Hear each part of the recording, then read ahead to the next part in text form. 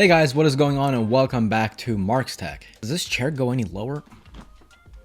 Yeah, there we go. That seems about right.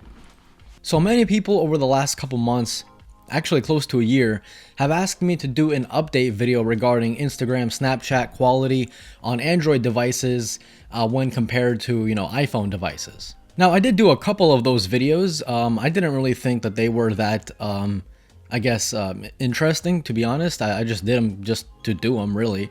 But apparently a lot of people were curious about it. In fact, so much so that I keep getting requests to this day to do an update video regarding the... Hang on, it's in my pocket. It's my main device, so it's in my pocket. The S21 up against the... I should have prepared. Where's my iPhone? Against the iPhone. So that is exactly what we're going to be doing. So if you're new here and you've never seen this kind of comparison before, let me fill you in on exactly what I do. It's very simple. I just take two of these phones. I take the same photo on Instagram, for example. Then I'll save that photo to the camera roll and then show you guys the end result. And then you guys can kind of come up with your own interpretation of if that really even matters to you. I mean, obviously, if you're watching this video, you might kind of care, the quality.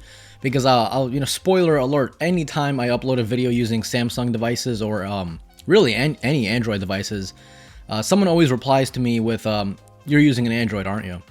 And I'm like, yeah, I am. So spoiler alert, it's still not great, but it did get better. Now the reason is because it is much easier. By the way, if you guys just want to skip to the comparison, click somewhere here or skip.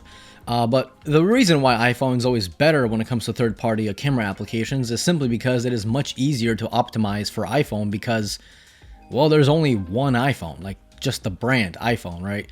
And it's all running one operating system, iOS. So it's just much easier to optimize for that instead of having to optimize for every single Android device out there. I mean, there are tons, and not everyone is using the latest Android update. So that's kind of what it is. So first things up is photos. Now, I'm not going to get my opinion into this. I'm going to let you guys decide. So I'm going to stay quiet. I'm going to let you guys take a look at the photos, come up with the result for yourself. Now, to help you guys out, I'm going to put a red circle around the areas that I think are kind of to be, to pay attention to, basically, to kind of help you guys out a little bit. Okay, so yeah, I'm actually not going to do the red circle thing because I'm looking at the photos now and they are very similar, like very similar. So there's nothing really to circle. But the videos, on the other hand, oh boy, just keep watching.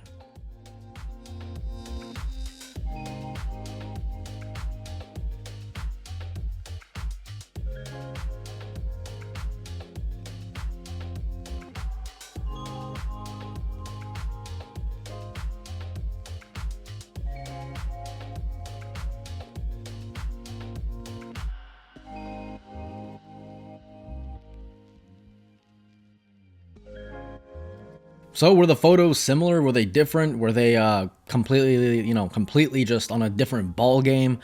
Let me know in the comments below.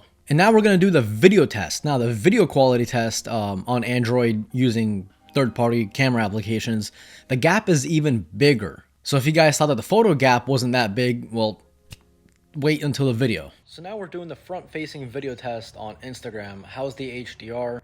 For some reason, the Samsung's very zoomed in. I don't know what's going on there, but... and also, how is the stabilization with these two phones? And now we're comparing the rear test. I can just see the Samsung is jumping around because I'm going down a slight hill. These are basically the differences that you guys will see with iPhone and Android. I have to admit, after looking at the photo comparison test, the Samsung's doing a really good job at the photos.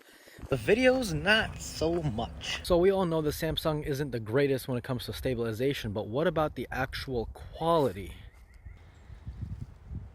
Yeah, iPhone wins. I'm sorry guys, but it's like, come on man, it's obvious. And this kind of sucks because I'm actually going on vacation soon. I'm going up to the mountains because I want to see some snow. And I'm gonna bring my iPhone because I want good quality video, basically, just for Instagram and Snapchat and, for whatever else. Also, I don't know if it's just me, but it looks like the Samsung is recording in 30 frames per second and the iPhone is doing 60. I don't know. That could be just... Dude, I don't know. I'm trying to figure this thing out just as much as you guys.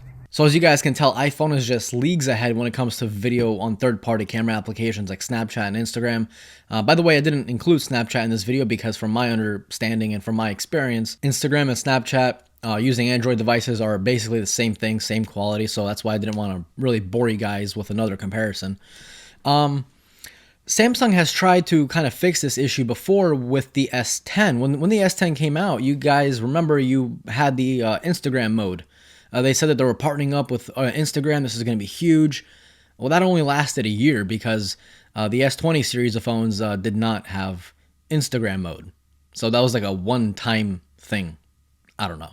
But even then, using Instagram mode on the S10, the differences were so minor. And plus, whenever you're trying to record an Instagram story, the last thing you want to do is actually leave the Instagram app, open up your camera app, toggle over to Instagram mode, take a video, then go back to Instagram. Too many things, dude. Too many things. I respect Samsung for trying, but way too many steps. Way too many steps are included just to take proper quality photos and videos. That kind of sucks, to be honest. So in my opinion, iPhone is still kind of king of third-party camera applications when, comes to Snapchat or in Instagram.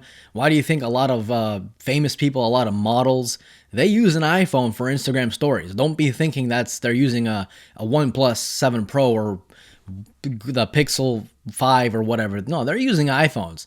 Even if they're advertising I remember this one Russian Instagram model advertising for Huawei, but I know for a fact she's using an iPhone. So it is what it is. I mean, they're not going to use a lower quality phone to take videos because those videos are a portrayal of them. So it makes sense. Again, iPhone is still king. Sorry guys, but you guys saw it for yourself. That's basically it. So if you guys enjoyed today's video, definitely leave me a like down below. And also, if you're new here, consider subscribing. This was Mark from Mark's Tech. Adios.